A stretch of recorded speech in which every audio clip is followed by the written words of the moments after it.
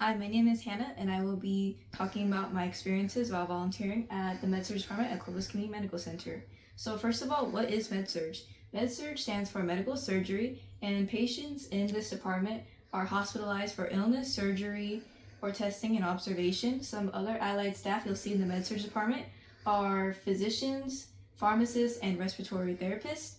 From my overall experience, it honestly surprised me just how much help patients actually need to do their daily tasks that a normal person would do. And I also enjoyed learning more about the Med-Surg department in general and what they offer to the hospital and the medical tools and terminology that's also used on the Med-Surg floor.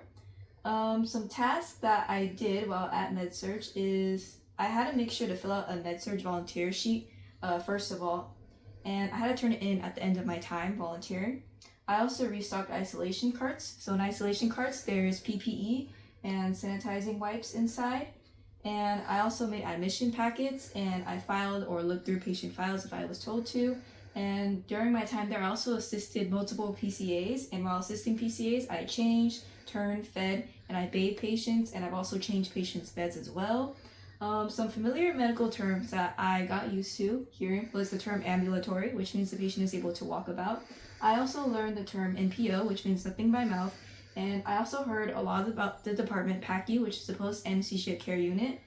During my time there, I also learned about the vitals monitor, and the vital monitor, it has a cuff for blood pressure, and it has a probe type thermometer for oral or axillary use. So for my school practice, I'll be talking about a PCA. So a PCA is a personal care attendant, and they help patients accomplish daily tasks that may be hard for the patient to accomplish independently.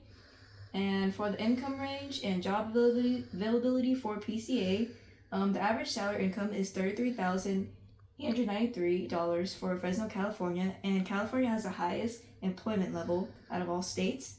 Some certifications and training that you would need for PCA is you need a high school diploma, PCA training program, and after finishing your program, you'll have to take an exam to certify yourself. So for cost and length of time, we averagely cost around $1,700 for the training programs in California, and the certification exam can take $120 to $130, and your courses that you take will be in person, and the length of time is 6 to 12 weeks, but it may vary depending on what state you live in. And overall, from taking this course, there's some benefits that I had is I learned more about the different pathways in the medical careers, and I also learned more about the educational needs when it comes to different occupations in the medical field. And overall, I just felt like I built better teamwork experience and communication skills. In this part of vitals, I'll be covering blood pressure and temperature. I'm currently attaching the cuff from the sphygmomanometer, and I have the patient sitting in a comfortable position. For this monitor in particular, there's an artery marker which has to align the brachial artery while you take the blood pressure. Temperatures can be taken orally, axillary, rectally, or from the skin, but in this case, I will be using the temperature from the skin. Normal temperature range can range from 97.8 degrees Fahrenheit to 99 degrees Fahrenheit for the average adult. You could see my patient is in normal range of temperature at 98.2 degrees Fahrenheit. When taking the blood pressure, there will be a systolic pressure and a diastolic pressure. The systolic pressure will be your top number, and the diastolic pressure will be your bottom number. Systolic pressure is the pressure inside the artery when the heart contracts and pumps throughout the body. Diastolic pressure is the pressure inside the artery when the heart is at rest and is filling with blood. Systolic of less than 90 and diastolic less than 60. Elevated blood pressure is systolic of 120 to 129 and diastolic less than 80. Anything from a systolic of 140 and up along with a diastolic of 80 and up indicate high blood pressure.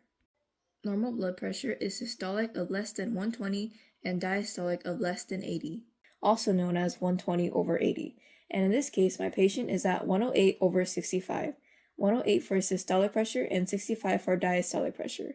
So he is in normal blood pressure range.